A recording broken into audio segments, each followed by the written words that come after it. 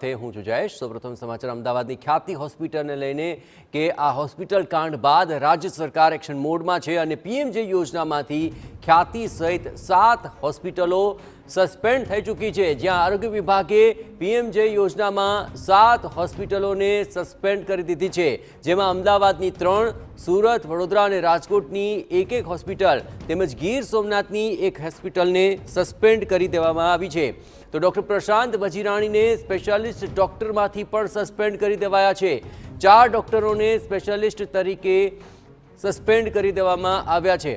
તો અત્યાર સુધીની સૌથી મોટી કાર્યવાહી છે। વધુ વિગતે વાત કરવા માટે જોડાઈ રહ્યા છે TV9 પોલિટિકલ એડિટર કિંજલ। આખરે જે મહેનત છે તે રંગ લાવી, જે મીડિયાના અહેવાલો આપણે રજૂ કર્યા હતા અને ત્યારબાદ આ એક સૌથી મોટી કાર્યવાહી અત્યારે સામે આવી રહી છે। કિંજલ, जी बिल्कुल, देखो पीएमजे योजना हती तेनी अंदर जे प्रकारे गैररीति चलती हती तेने रोकवा माटे नियमो हता, नियमो पण बदलवानी वात हती ते करवामां आवी हती। कन्सर्न फॉर्म ने लईने पण नियमो हता ते बदलवानी वात हती ते करवामां आवी हती। तेनी साथे जे मल्टी स्पेशल होस्पिटलो छे तेनी अंदर योग्य साधनो न होय, जे परमानન્ટ डॉक्टरो नहीं होय तो तेमने पीएमआईजेमांथी डिबार्ड करवामां आवशे ते प्रकारनी वात पण करवामां आवी हती।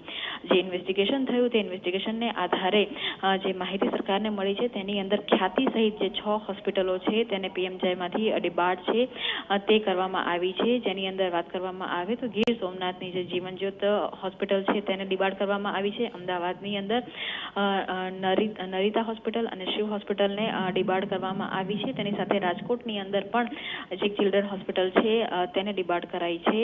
સુરતની સનશાઇન હોસ્પિટલ અને વડોદરામાં પણ સનશાઇન ગ્લોબલ હોસ્પિટલ એટલે કે સનશાઇન ગ્લોબલ હોસ્પિટલની બંને ફ્રેન્ચાઇઝી છે તેને પીએમઆઈજે યોજનામાંથી ડિબાર્ડ છે તે કરવામાં આવી છે। તેની સાથે જો વાત કરવામાં આવે તો 4 જેટલા જે ડોક્ટરો છે તેમને પણ સસ્પેન્ડ કરવામાં આવ્યા છે, કે જેની અંદર doctor Hiren Mashru, doctor Ketan, doctor Mihir અને ડોક્ટર પ્રશાંત વૈજાણી છે તેમનો સમાવેશ છે તે થઈ રહ્યો છે। જે રીતે દર્દીઓ સાથે કહી શકાય કે આ હોસ્પિટલો એ ખેલ ખેલતી હતી, મોતનો ખેલ ખેલાયો અને ત્યારબાદ સરકાર એક્શનમાં આવી છે અને અત્યાર સુધીમાં અમદાવાદની 3, સુરત, વડોદરા, રાજકોટની એક અને ગીર સોમનાથ ની એક હોસ્પિટલને પીએમઆઈજે યોજનામાંથી ડિબાર્ડ કરાઈ છે। બિલકુલ કિંજલ, ખાસ કરીને આ શું અંતિમ કાર્યવાહી છે કે હજુ પણ આમાં વધુ સખત કાર્યવાહી થઈ શકે, અન્ય હોસ્પિટલો કે ડોક્ટરોનો પણ સમાવેશ થઈ શકે?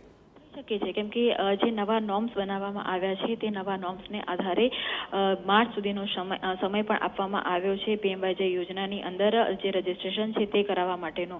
જો તે રજિસ્ટ્રેશનના જે નોર્મ્સ છે તે નોર્મ્સ ફૂલફિલ નહીં કરવામાં આવે તો તેમની પણ જે ક્લિનિકલ એસ્ટાબ્લિશમેન્ટ એક્ટ 2024 છે તેની અંદર જે તમામ હોસ્પિટલોનું રજિસ્ટ્રેશન ફરજિયાત છે 12 માર્ચ 2025 સુધીનો સમય છે તે આપવામાં આવેલો છે। પરંતુ જો ત્યાં સુધીમાં જે હોસ્પિટલો છે તે પોતાની જે હોસ્પિટલના સ્પેસિફિકેશન્સ જો નહીં મૂકી શકે અને તેની સાથે જ વાત કરવામાં આવે તો હોસ્પિટલના સ્પેસિફિકેશનની સાથે જે ડોક્ટરો છે તેની જો વિગતો નહીં મૂકી શકે તો કેટલી બીજી હોસ્પિટલો છે તે પણ ડિબાર્ડ થઈ શકે છે। બિલકુલ, આભાર કિંજલ। તમામ ગતિવિધિઓ પર આપ નજર રાખતા રહેજો। તો સૌથી મોટી આ કાર્યવાહી થઈ છે અને હજુ પણ માર્ચ 2025 સુધી અન્ય હોસ્પિટલ અને ડોક્ટરને પણ ડિબાર્ડ કે અન્ય મહત્વપૂર્ણ સખત કાર્યવાહીનો સામનો કરવો પડી શકે છે જો પીએમજે યોજના અંતર્ગતના નિયમો તેઓનું પાલન નહીં કરે તો।